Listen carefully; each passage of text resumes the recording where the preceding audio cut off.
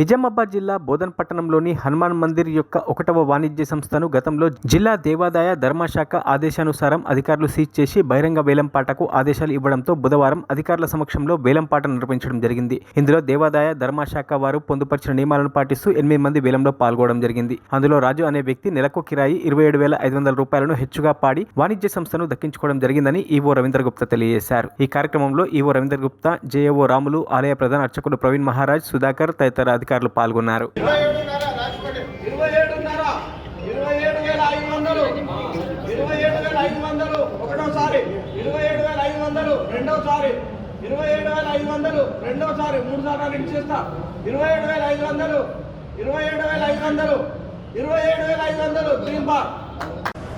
జై హనుమాన్ బోధన్ పట్టణంలో గల అతి ప్రాముఖ్యత గల ప్రాచీన దేవాలయం హనుమాన్ టెంపుల్. ఈ యొక్క హనుమాన్ టెంపుల్ సంబంధించిన కాంప్లెక్స్ నందు నంబర్ 1 పై అధికారుల ఆదేశానుసారము ఈ యొక్క షాపుకు బహిరంగ వేలం చేయుటకు గాను తేదీ నిర్ణయించడం జరిగినది. ఈ యొక్క బహిరంగ వేలము ఈరోజు చేయడం జరిగినది. దేవాలయ ప్రాంగణంలో ఈ యొక్క వేలం చేయుటకు పాత్రికేయులు, ప్రెస్ మిత్రులు మరియు మీడియా మిత్రులు, పోలీస్ శాఖ వారు, భక్తులు, ప్రముఖులు అందరి సహాయ సహకారంతో ఈ యొక్క వేలం చేయడం జరిగినది. ఈ యొక్క వేలం నందు బహిరంగ వేలంలో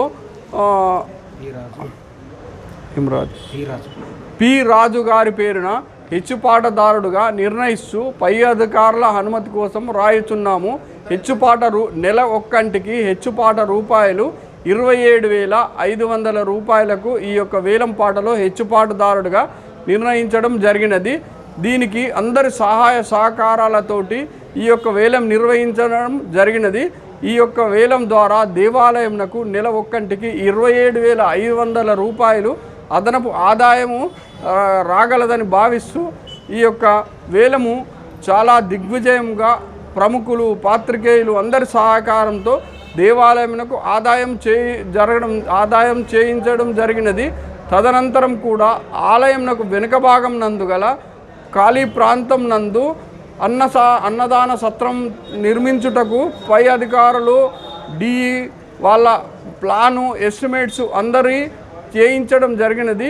దీనికి కూడా భక్తులు, పుర ప్రముఖులు అందరి సహాయ సహకారాలతో వెనుక అన్నదాన సత్రము మరియు పైన కాంప్లెక్స్ వేయుటకు నిర్మాణం చేయుటకు దేవాలయం తరఫున నిర్ణయించడం జరిగినది. కావున అందరూ సహకరించి ఆ దేవుడికి పాత్రులు కాగలరని మనవి చేయుచున్నాను.